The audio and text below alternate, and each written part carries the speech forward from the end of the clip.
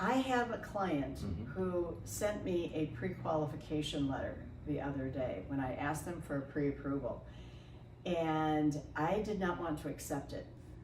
Hi, it's Ginny Fay with Real Estate One, and I'm here with Ben Williams, and we are talking about mortgages. So I have a client Mm-hmm. who sent me a pre-qualification letter the other day when I asked them for a pre-approval, and I did not want to accept it. So I want you to explain, if you would please, the Mm-hmm. difference between a credit approval and a pre-qualification.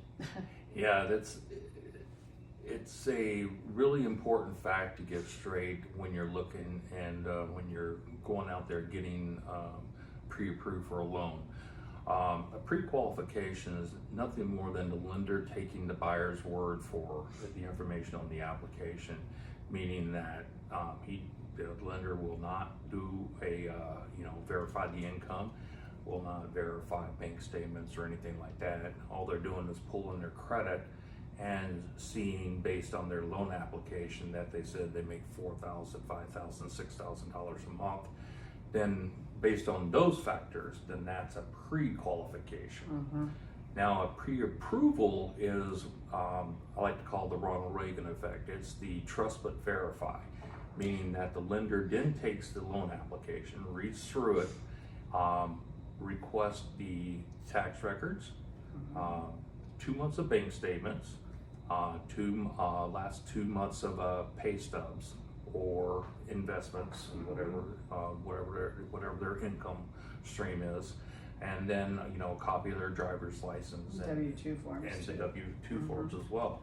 So with all that information, then the lender can take and verify the information that they provided to the loan application, and based on the credit score and their income and their investments and so on and so forth, then the lender says, based on what you provided, you are pre-approved for a loan to purchase a home.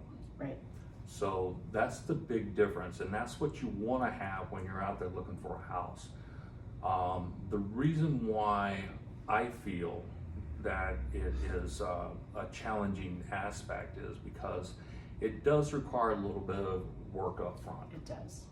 And so getting that information together first before you apply for a loan go a long ways when you're out there house hunting and getting ready to close on a loan.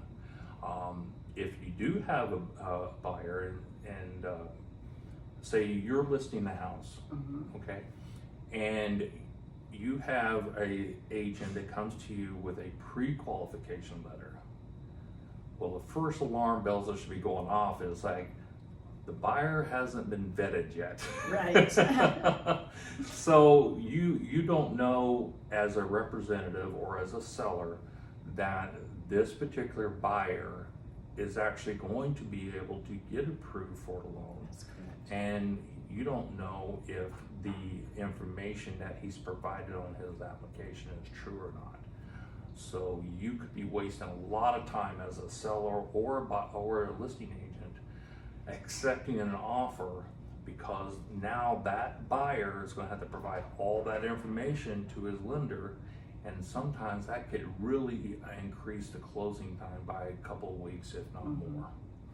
Or finding out that the buyer is really not approved, that Exactly maybe some right. of the income they put down was not income that they could count, and that can happen too. Exactly.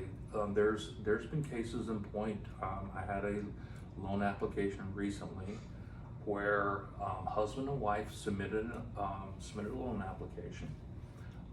It was a VA loan, but because the wife was going to stay behind and sell their property in another state, we could not count her income. Right. So that dramatically impacted their debt to income ratio.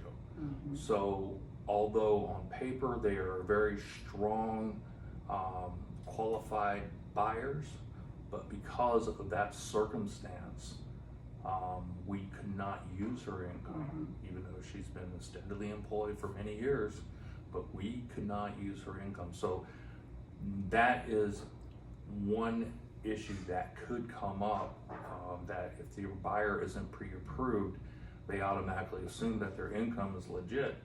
And Right. it may be legit, but in a lender's eyes, it It's may not. not be. Well, I know when I'm listing a house and I'm representing my sellers, because that's my number one priority, is to make sure that they are taken care of. If someone comes to me with an offer, and which happened a couple weeks ago, and one person had a pre-qualification letter and another one had a pre-approval letter, I'm going to take that pre-qualification letter over here and say, do not look at this one. It's not really, and until they actually come through with a total pre-approval letter, You know, and I would also go one step further, Jenny. I would verify the verified information, meaning that you got the pre-approval letter. Call up that lender, and because I do. Yeah, because a lot of lenders are not going to call you first. Right. I take pride in doing that. If I know, I love that you do yeah. that. I mean, when my client submitted an offer, I'm calling the listing agent and say, listen, my client is very well, qualified. I put my reputation on the line. So as a listing agent, if a lender is not doing that for you, I would highly recommend you reaching out to the lender as well to verify the verified. I agree. Okay. Well, thank you very much. Yeah. If you have any questions regarding pre-approvals, getting a loan approved, finding out what you qualify for, call Ben. How can they reach you, Ben? Well, the best way to reach me is cell phone. You can call or text me at 231-632-7888, or you can reach me via email at bwilliams at johnadamsmortgage.com. Very good. And I have worked with lenders, oh gosh, forever, and I was a lender for over 30 years. I can tell you, he's a good lender. Thank you. Again, I'm Ginny Fay with Real Estate One. If you have any questions about real estate, the value of your home, anything like that, give me a call, 231-360-7822. Thank you. We'll talk to you later.